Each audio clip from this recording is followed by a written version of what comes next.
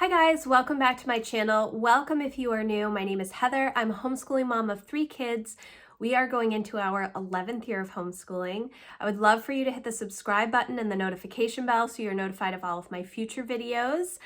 I am the owner and author behind townsendhouse.com, where I help you implement systems and strategies in order to overcome the chaos and cultivate simplicity in your home and homeschool. And today we are going to be talking about big picture yearly homeschool planning. Now, if you are a veteran homeschooler, this may not be as helpful to you. I hope that it is, but this is probably geared more towards people that are newer to homeschooling or maybe are not satisfied with how their homeschool years have been going. Which is totally fine. Now, I know that a lot of people, when they think about big picture yearly homeschool planning, the first thing they think about is curriculum. And curriculum is not always necessary. I find it necessary in my own homeschool, but there is a whole host of different philosophies when it comes to homeschooling. Now, if you are a veteran homeschooler who is not happy with the curriculum and resources that you have been using, this video might actually be helpful for you. My dog is coming. So when people think about their yearly homeschool planning, they do tend to think about curriculum first. That's the first thing that new homeschoolers ask me: what kind of curriculum should I have for X grade? What are the benchmarks that I need to meet for X grade? And the first thing that you really need to understand is that homeschooling is unique and that it is a completely individualized education plan for your child. You know, you can do whatever you want within your state's homeschool laws for homeschooling. It can be very, very specific to your child, to your family.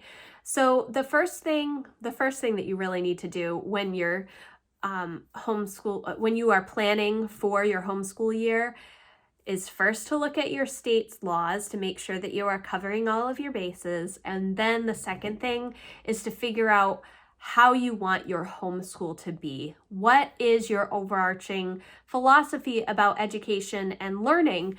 In my home, we are literature-based / interest-led learners. So we read a lot of books, and we have a lot of discussion about those books. And then from those books, we often get ideas of other things that we want to learn about. So my kids have a lot of leeway with interests, and I will find the resources that they need as we go through the year.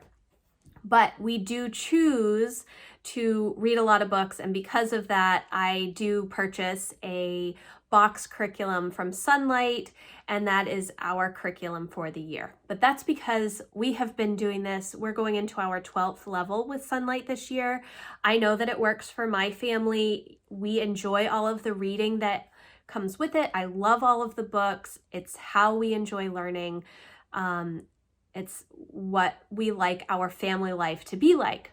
But you need to figure out exactly how you want your year to look. So I would recommend, I have a link in the description box with a list of homeschooling books that are my favorites. And there are books from unschooling all the way through classical homeschooling.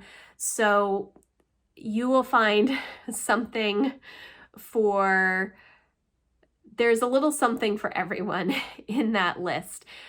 I have spent a lot of time researching all of these different methods.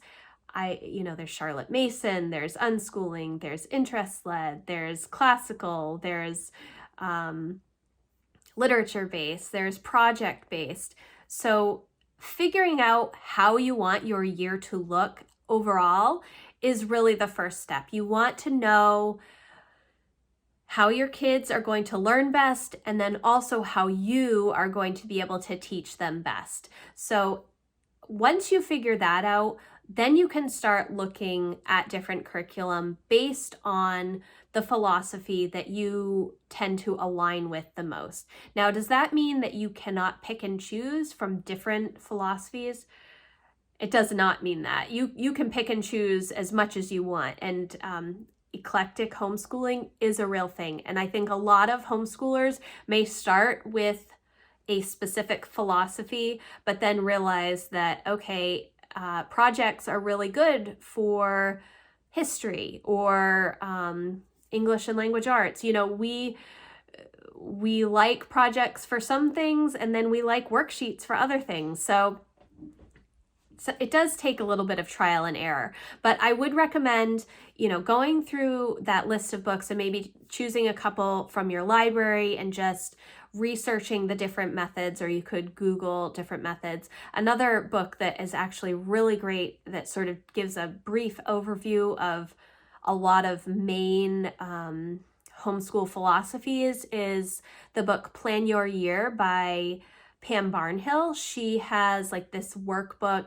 I don't really use it the way that it is prescribed to plan out your whole year at once. I don't do that, but it does have a lot of really great information available in it, especially if you are trying to write your own curriculum plans, or if you are unsure of the different philosophies and what that really means and how you would translate that in your family. That's a good resource for you.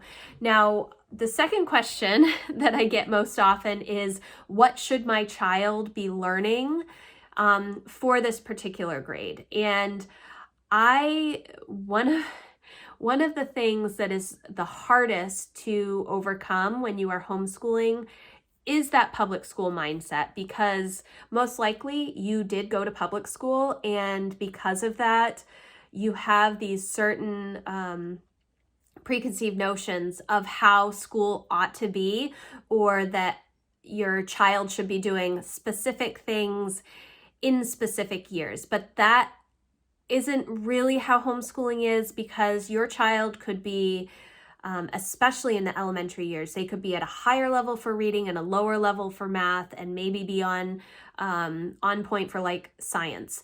So it really depends on the child. And homeschooling allows you to meet your child where they are, rather than trying to force them into a specific line, because that's what their peers are doing. So if you are looking for what are the traditional things that are learned during second grade, I would point you in the direction of the book Home Learning Year by Year.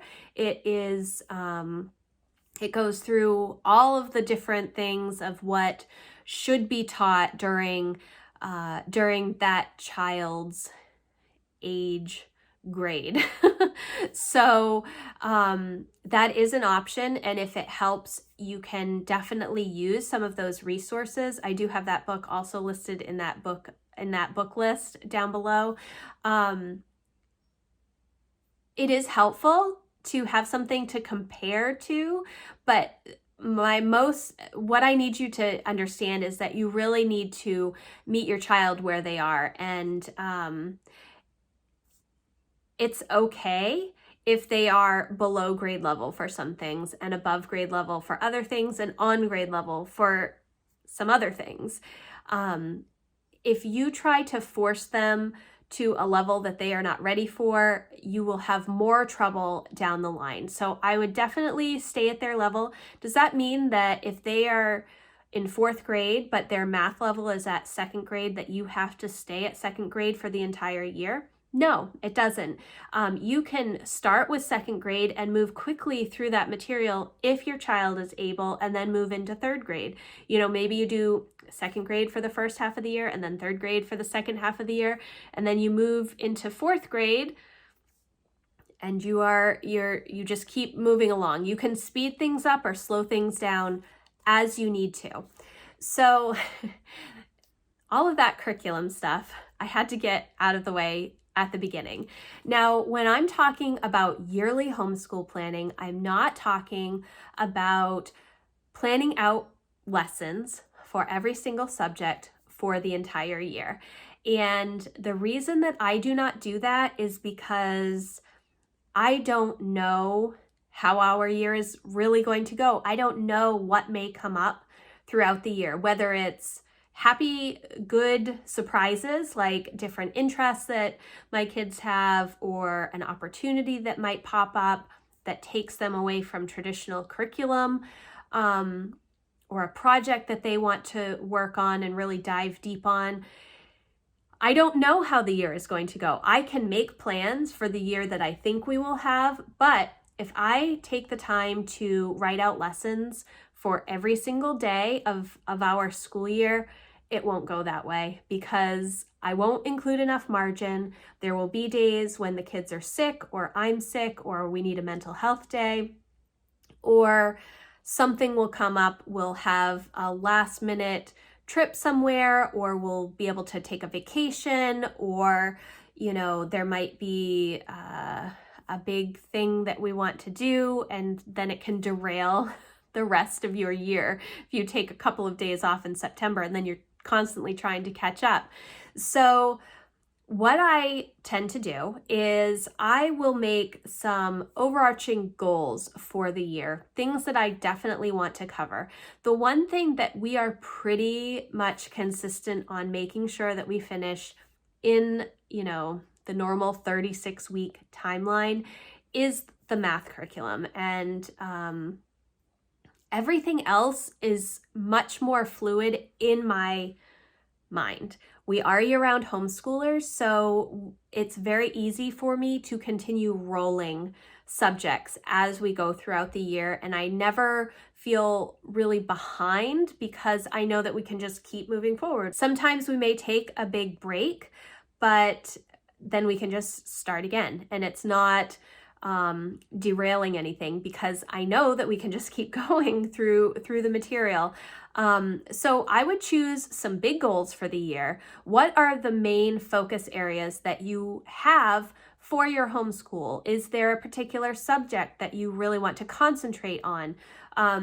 Do your kids have a specific problem area that you want to work on? Or is there something fun that they have been talking about that you really want to incorporate? Those are the types of things that I would try and focus on first. You want to have an idea of what you want your year to look like based on the different homeschool philosophies. You want to figure out the goals that you have for yourself in your homeschool. If there is some content that you want to get to or study specifically, or if there are projects that you really want to make sure that your kids do, get that all done on paper. And then you want to have your focus areas for your kids. What is the one area that you really want to focus on? It does not have to be for a full year. You could say that you want to work on writing for the first half of the year for one of your children, but then in the second half of the year, you really want to work on math. So you can choose whatever focus for the year. So for example, this year, the focus that I'm going to have for my kids is more formal writing. They love to do creative writing and all kinds of creative writing, and they really enjoy research, but we have not done a lot of research projects where they do the research, they write the rough draft, they write the final draft, etc. So we are going to focus on writing this year, which if you've seen any of my Brave Writer videos, you will know that we are using all of the writing programs from Brave Writer for this year. Pick a focus for each of your kids. It doesn't have to be the same focus for all of your kids. You can pick something different for each child, and you can work on that specific thing for each individual child. It doesn't have to be all one thing. It just happens to be writing for me. We have done spelling and math in the past. We've done reading comprehension.